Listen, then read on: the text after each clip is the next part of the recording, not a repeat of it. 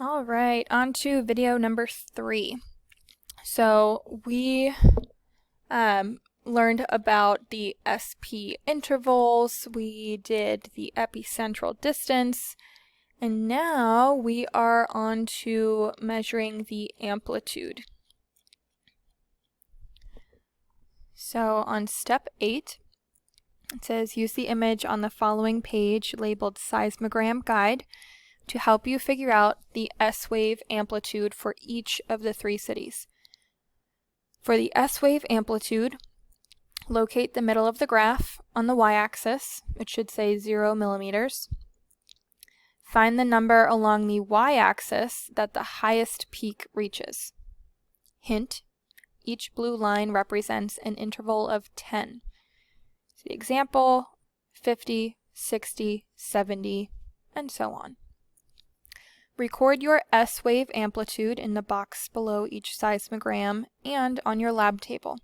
Once you have all 3, click Submit Nomogram. So I'm going to go back down here.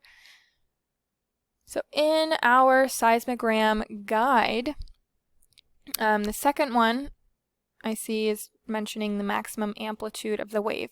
So the amplitude is just how high it goes. So from this 0 millimeter, or the middle of your graph, how high does it go? What's the highest point? So that is what we're going to be measuring. So down to our data table, and let's take a look right over here. Again, I like to zoom in nice and big so I can see my data. So from our 0 line on the y-axis, this is the middle of our graph, right? So we need to find the highest peak, which looks like it's right about here, and figure out what that number is on the y-axis. So this first number is actually kind of tricky. You need to be really careful with this one. And this is as far zoomed in as I can get.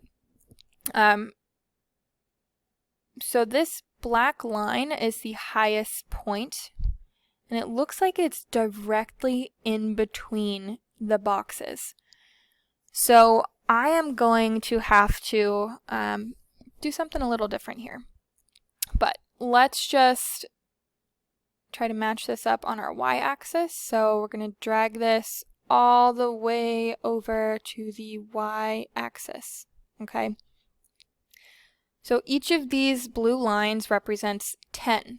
So if this black line right here is 250, it means this is 260, 270, 280, 290, 300. So the highest peak was right in between 280 and 290. So the number right in between that would be 285. So another way to get that, if each of these blue lines is worth 10, half of 10 is 5. So let's say I was at 280 here. 280 plus 5, 285. There's not a lot where you have to go in between the blue lines, so you don't have to worry about that one too much. So this next one, we're going to look at the amplitude. Again, we're starting at this middle point, which is 0 millimeters on the y-axis. And the highest peak, there's 2 that reach the same spot actually, but it's this blue line right here. So I'm going to drag that as far over to the y-axis as I can. Okay. Again, each blue line is worth 10. So this is 50. This one would be 60. So I'm going to fill that in this box. And I'm going to go back to my data table. And I'm going to write that in here as well. And only one more city.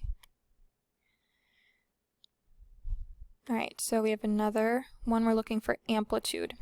So we find the 0. And we also need to find the highest peak, which looks like this one right here. This one's nice and easy. It's on a black line. So drag that all the way over to the y-axis, and we get 100. I'm going to fill that in.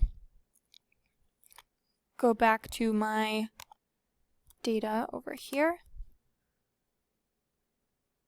And let's head back to this page. So we have all 3 of the amplitudes filled out. So we're going to click Submit. And we will continue the next video at this point.